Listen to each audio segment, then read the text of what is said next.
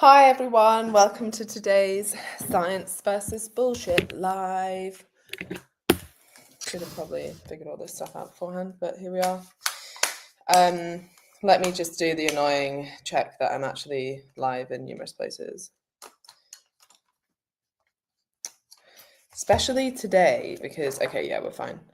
Because there was that big web outage, which was not an ideal start to the week. And it did make me realize how many of my clients were training this morning, which was good because everyone was like, why is the app not working? And I was like, oh my God, I don't know. And then it turned out it was a problem I couldn't even solve. So sometimes I like when the problem is that big and worldwide that I'm like, wow, there's literally nothing I could have done. It's not a mistake I've made, which normally it is a mistake that I've made. So okay, so today's topic is going to be mostly around the impact of saturated fat. I'm just going to get up the Substack so that I can see if anyone has questions. Feel free to fire away. I've had quite a few sent in already, so I will make sure that I cover those. Okay, fine. And I'm assuming people can hear me, but how will I know that? How will I already muted? Okay, fine. If anyone wants to do a sound check for me and just tell me that they can hear me, that would be great. Although I'm assuming that you would say if you couldn't hear me. Let's just go with that. We can hear you. Okay, right, you guys are the best. Thank you. Okay, so this kind of stemmed from a post that I did last week, but it turns out, unfortunately, that the whole idea of putting butter or coconut oil or some kind of saturated fat in your coffee has re-emerged. So this used to be a bit of a trend. People called it bulletproof coffee. Honestly, I think like 8 to 10 years ago, but these things tend to like come back around, and it seems to have come back around partly. And one of the reasons I'm so passionate about this is because there's a specific product that's marketed specifically to the niche of women that I really focus on helping, which is perimenopausal women, and it could be making their health significantly worse. So last week I had 3 separate women. Now, like, I don't have a huge platform, right? So it's quite a lot to have 3 separate people message me asking about the same thing. The thing they were asking about was their cholesterol levels because they'd been to the doctor and they had high cholesterol.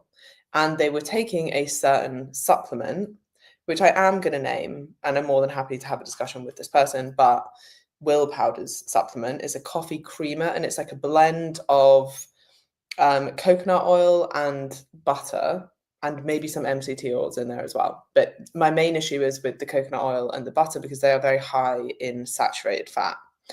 And this is a very real problem, especially for postmenopausal women, because saturated fats like butter and coconut oil, and by the way, coconut oil is like 90% saturated fat, like it's very, very high in saturated fat, increase cholesterol, and they increase LDL cholesterol, which is your quote unquote bad cholesterol. When you are postmenopausal, or for some reason you have low estrogen levels, you will find it harder, or your body will find it harder to clear LDL cholesterol. So plowing in more at this point is like a very bad idea generally. And I mean, at any age, I wouldn't be suggesting that people add saturated fat to your diet. Really, you want to be minimizing it, and you will get some trace elements from certain places. And I'm certainly not demonizing butter. Like if you have a bit of butter on your toast in the morning, that's fine. But you definitely don't want to be like adding unnecessary butter to things that would never have butter in, like your coffee. So I did a post about this, and what was very interesting was the backlash that I got from it. Like there's some really like intense zealot type people out there who like religiously follow the person who sells this supplement, and also like a lot of these quite damaging beliefs. Many people tagged her in the post. Surprisingly, no replies as yet, but again, more than happy to have a conversation about this. And then some of the comments, it was interesting reading them in people's narratives, because there are certain supplements that are promoted where I'm just like, you're wasting your money on this, but it's probably not actively damaging your health. Whereas with this, it's not, it's a cop out to be like, well, each to their own. If it works for you, fine. Or like, I took it and it really worked for me, so it must be fine. But like when it comes to LDL cholesterol or like plaque building up in your arteries, which is what is linked to having high levels of LDL cholesterol. And if you want to go more into the science of this, which I'm going to do on EIQ nutrition for our graduates, ApoB particles. But anyway, you increase the amount of plaque buildup, and that's what causes things like heart attacks and strokes.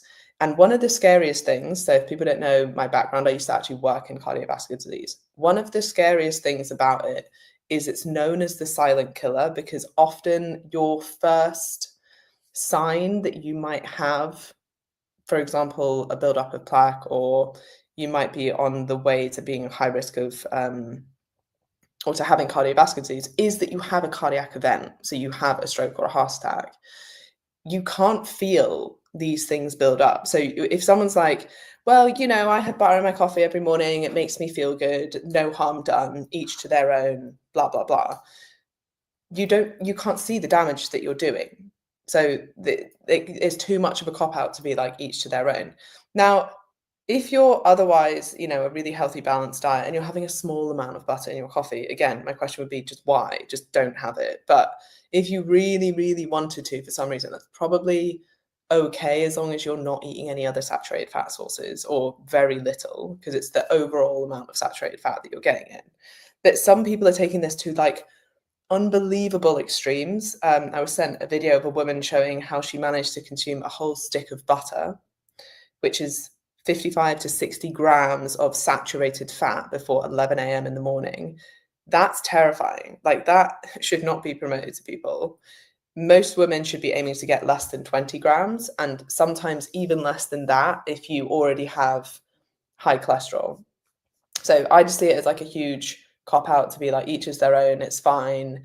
It's not like someone's like, do you know what, I really like rap music, and someone else is like, oh, I think rap music is vulgar and horrible and I absolutely hate it. Cool, each to their own. You're allowed your own music choice. Slightly different when it could be actively damaging people's health. And like I said, I'm going to keep the science on this quite brief, but I'm going to do a whole section on this for the EIQ grads. And now, what else did I want to say about this now I think about it? Maybe I'll go on to some of the questions that I had here.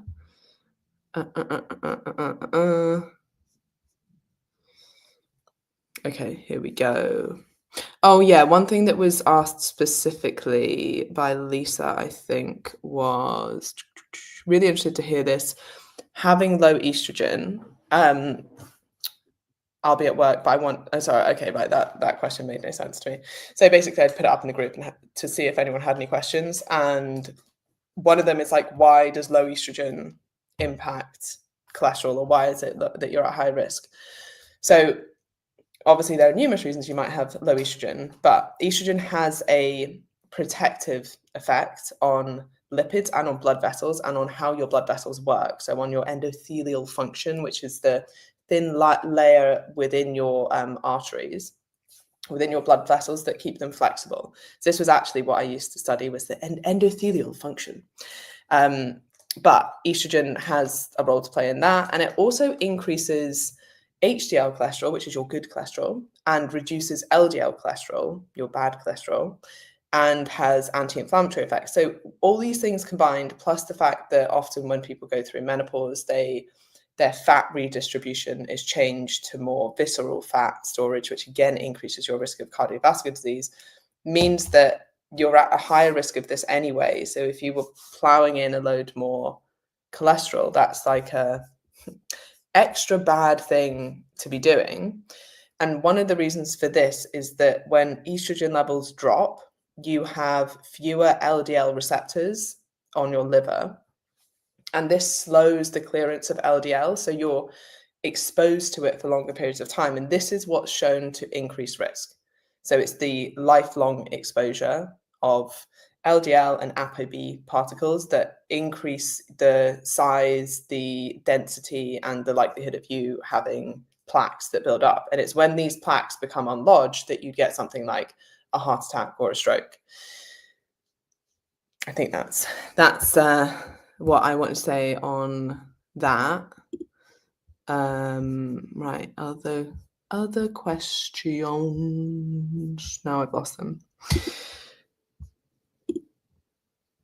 Okay, Sam, I can't believe that people can have the balls to sell this bullshit. How do they sleep at night? I don't know. Makes me angry as well.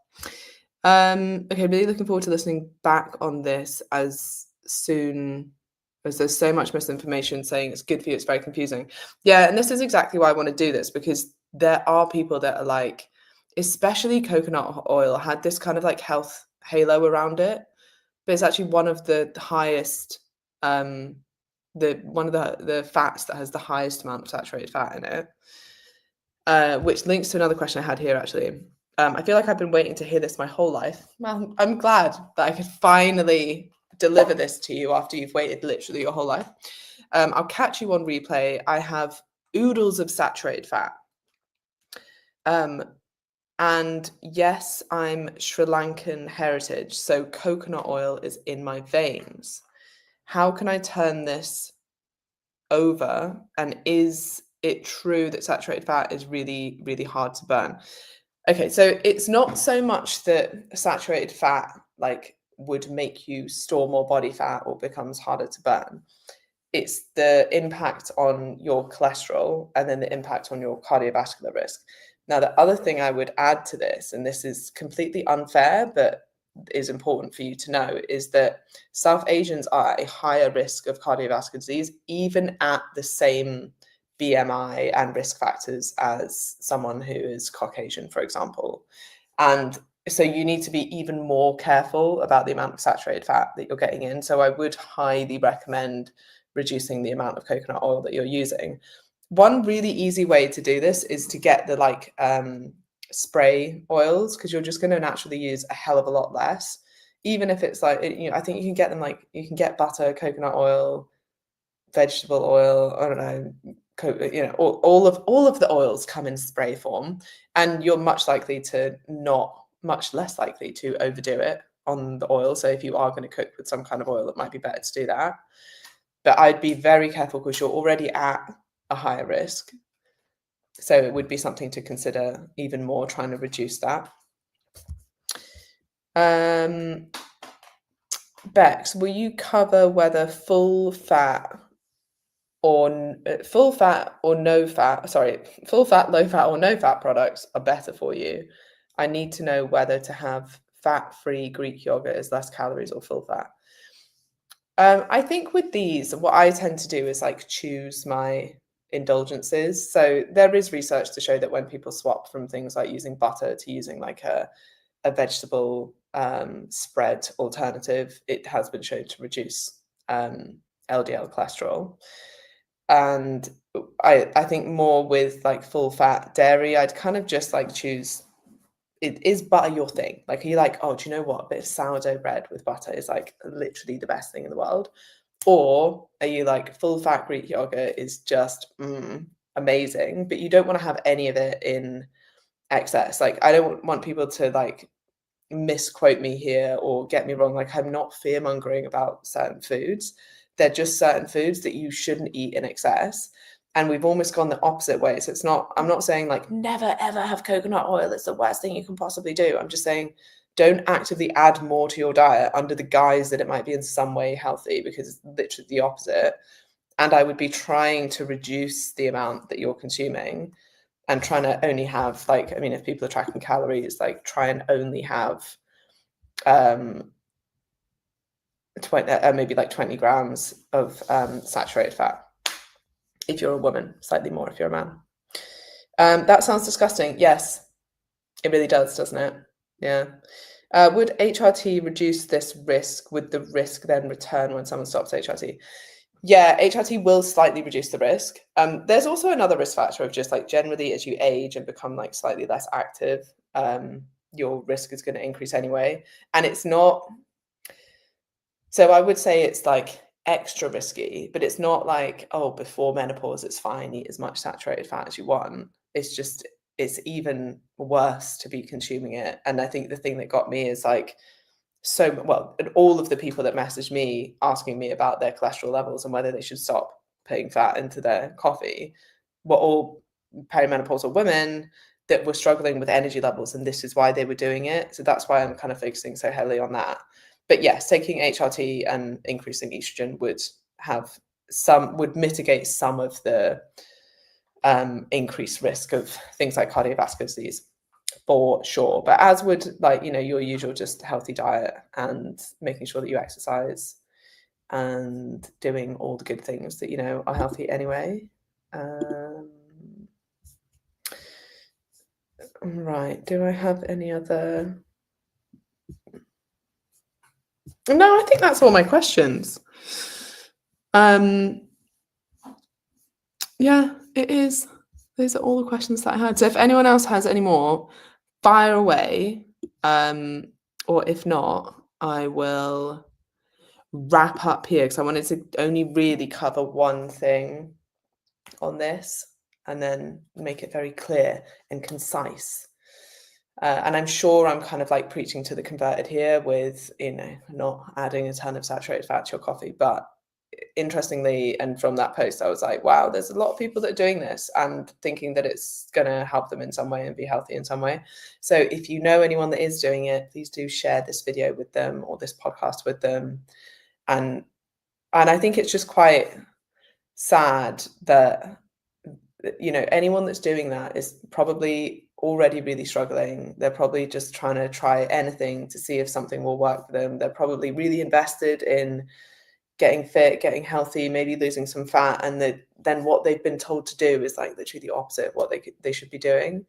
I kind of feel the same, but like to a lot smaller extent with electrolytes, which for most people, again, like they're not a good thing to be taking. Most people are already getting in enough, if not too much, salt in their diet, and then just like telling people to add more and just randomly drink it throughout the day. It's just completely unnecessary for the vast majority of people. But it's not really spoken about enough who they're for. You'll just see influencers be like, hey, just came in from my run and now I'm having some electrolytes. And you're like, yeah, well, in that context, it kind of makes sense. But then they're recommending that maybe everybody takes it, or instead of waking up and having a coffee now, I just wake up and I have my Element electrolytes instead, and that sets me up for the day way better. And maybe they're high rocks athletes and they need to be consuming that because they're sweating out so much. But for like Jenny, who's like, oh, I listen to this podcast, I really want to get healthy, but I work an office job and I try and get to the gym 3 times a week, and like that's most of the exercise that I do, and maybe I try and get 8,000 steps a day. Like, you don't need to be adding salt to your diet. Like, most people, statistically, most people are already consuming too much. And if you already have high blood pressure, which again, nobody checks, they're just like, yeah, everyone take electrolytes, even though it could be a really bad thing for you to be doing. It's silly. I'm taking tamoxifen at the moment for cancer prevention. Would that make me low estrogen category now? Yeah. Yes, it would. And the same is true for Lisa and her question. So yeah, that would just be an extra consideration. And again, I think and I know I have like a bias, because anyone who is working with me or has worked with me throughout breast cancer or post breast cancer, like, it is actively already really interested in their health, but they generally have a really good diet anyway, because they're so focused and they're so appreciative of life and health, and will do everything that they possibly can to put them in a position where they could either be in the best position to fight cancer or reduce their risk in any possible way that they can. So I tend to find that they're very adherent and already have great diets. But again, like, sometimes it can be those people that get caught on these things, because if you see something online, it's like, hey, this will make life even better for you, or be even more healthy, or there's some kind of like health halo to it, then you're like, oh, great, I'm already fully bought into being the healthiest version of myself I possibly can be. Yes, I'll do that as well. So just be careful. Run any supplements that you're thinking of taking. I mean, you can just message me about this, but anyone else as well, before you put your money, and also it's not just money, it's like your health. This is why I do the whole science versus bullshit thing. Yes, I want people to stop wasting money on stupid supplements they don't need, but even more than that, like, I want to make sure that people aren't actively damaging their health by, following advice that's not good advice to be following. I will leave it there for tonight, and I will be back next week with another topic. If anyone has things they want me to cover, please do send me it on Instagram at ESG Fitness, and have lovely evenings. Bye.